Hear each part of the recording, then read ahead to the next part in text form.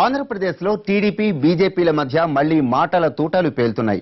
విభజన హామీల అమలుకు సంబంధించి కేంద్రం సహకరించడం లేదని టీడీపీ ఎన్డీఏ నుంచి బయటకు వచ్చిన వాటి నుంచి రెండు పార్టీల నేతల మధ్య మాటల యుద్ధం నడుస్తూనే ఉంది.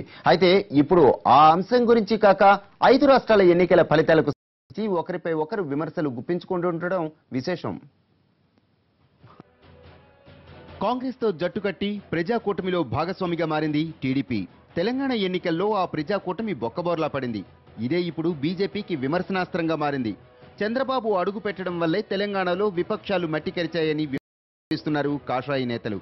అక్కడ కేవలం 2 సీట్లు గెలుచుకున్న టీడీపీకి ఏపీలో కూడా వచ్చే ఎన్నికల్లో అదే గతి పడుతుందని ధ్వజమెత్తుతున్నారు. చంద్రబాబు నాయుడు కూడా ఆత్మ పరిశీలన చేసుకోవాలి. మనకు కూడా కొన్ని పరిమితులు ఉంటాయి రాజకీయాల్లో. ఆ పరిమితుల్ని వారు పరిధి విధించుకోమని నేను చెప్పను, కానీ గీటి గీసుకోమని నేను చెప్పను, కానీ వారు ఆలోచన చేసుకోవాల్సినటువంటి సమయం ఆసన్నమైందని నేను భావిస్తున్నాను. బీజేపీ విమర్శలపై ధీటుగా స్పందిస్తోంది టీడీపీ. 3 రాష్ట్రాల్లో అధికారం కోల్పోయిన బీజేపీ నేతలు ఏపీలో కూర్చొని తెలంగాణ ఎన్నికలపై స్టేట్మెంట్లు ఇస్తుండడంపై ఆగ్రహం వ్యక్తం చేస్తున్నారు. తెలంగాణలో 13 స్థానాల్లో పోటీ చేసి తాము 2 సీట్లు గెలుచుకుంటే 118 స్థానాల్లో పోటీ చేసిన బీజేపీ ఒక్కచోటే గెలుపొందిందని ఎద్దేవా చేస్తున్నారు. దేశవ్యాప్తంగా బీజేపీ పతనం ప్రారంభమైందని, ఆ పార్టీకి ఏపీలో బోణీ కొట్టే సీన్ కూడా లేదని విమర్శలు గుప్పిస్తున్నారు. రాబోయే 2019 సార్వత్రిక ఎన్నికల్లో భారతీయ జనతా పార్టీ వ్యతిరేక కూటమి ఖచ్చితంగా విజయం సాధించడం ఖాయం. అదే ఈ ఎన్నికల్లో స్పష్టమైన తీర్పు వచ్చిందని కూడా బీజేపీ నాయకులు గమనించమని కోరుతా ఉన్నాం.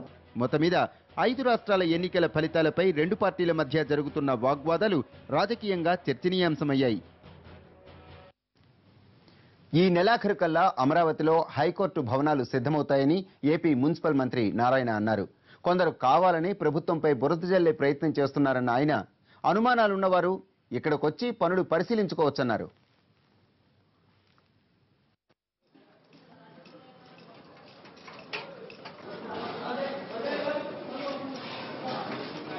.17 చదరపు కిలోమీటర్లో నిర్మిస్తున్నాము.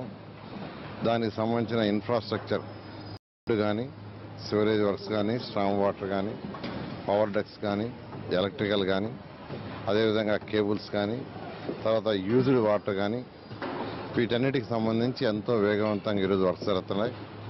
ఇవన్నీ కూడా మార్చి 31కి పూర్తయ్యేటట్టుగా ప్రణాళిక రచించి ఎంతో వేగవంతంగా తీసుకుపోతున్నాం. గత అక్టోబరు మాసంలో వర్షాల వల్ల కొంత వర్క్ స్లో అయింది. బట్ ఇప్పుడు వర్షాలు లేనందువల్ల అన్ని ఏజెన్సీస్ ఎంతో వేగవంతంగా చేస్తున్నారు. ఇవన్నీ కూడా 31 మార్చికి పూర్తయ్యేటట్టుగా. అదేవిధంగా ఏదైతే 1450 ఎకరాలు ఈరోజు అడ్మినిస్ట్రేటివ్ క్యాపిటల్ సిటీకి కానీ, జస్టిస్ సిటీకి కానీ పెట్టాము. దాంట్లో ఈరోజు 4000 అపార్ట్మెంట్స్ అధికారుల కోసంగా కన్స్ట్రక్షన్ జరుగుతుంది. అవైతే దాదాపు ఒక్కొక్కటి 12 అంతస్తులు, కొన్ని ఫ్లోర్లు, కొన్ని అయితే అయిపోయినాయి, కొన్ని బిల్డింగ్స్ పూర్తి అయిపోయినాయి, మిగతా కూడా చేస్తున్నారు. ఇవి కూడా 31 మార్చికి పూర్తయ్యేటట్టుగా ప్రణాళిక రచించాం.